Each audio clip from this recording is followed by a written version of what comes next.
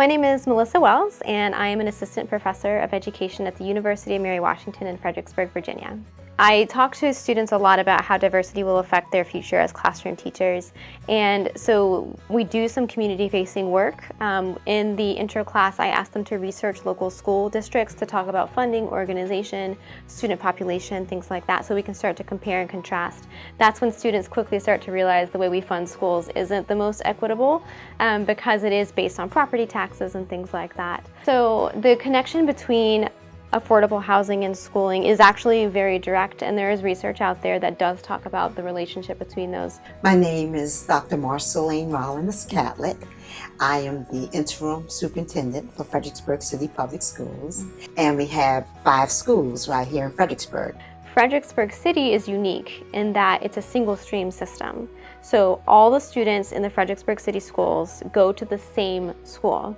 And I think that's a really important aspect of this local community because the schools that are single stream tend to perform better because all of the resources are going to the same place. The students are getting the same educational experiences, the same educational culture, those kinds of things.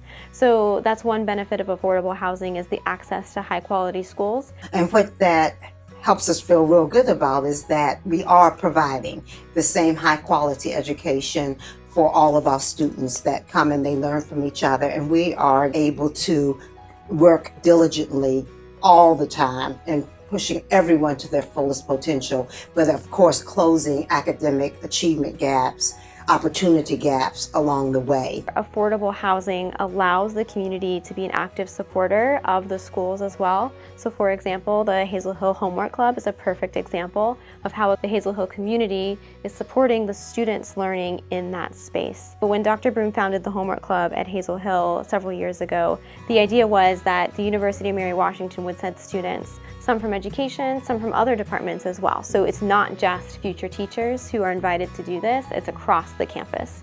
And so every day after school, they have about an hour and a half of homework support. It takes everybody working together collaboratively to teach and raise and nurture and develop a holistic view of children. They invite us to their celebrations, they let us know what they need, and so it's a two-way street and we all benefit. For me as a classroom teacher, I saw a lot of the time where my students were often hopping from school to school, and we knew it was because the rent was going up or they had the certain amount of time that they could have the cheaper rent, so then the students would move.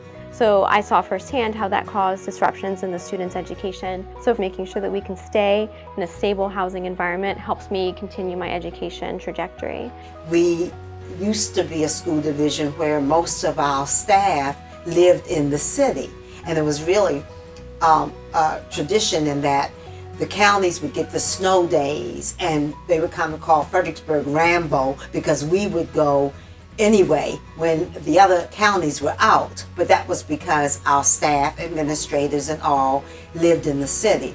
It would be a great incentive for us to be able to talk about affordable housing for our staff members and have them live in the city where they work. I think if Fredericksburg didn't have the single stream system and didn't have access to affordable housing, we would see a huge drop in the diversity that I think is a huge benefit of the Fredericksburg City schools. So I think being able for students to have the opportunity to sit next to students who come from different countries, come from different backgrounds, who speak other languages, there's so much more of a rich learning environment in that, and research has shown that kids actually do benefit by being in higher diverse settings.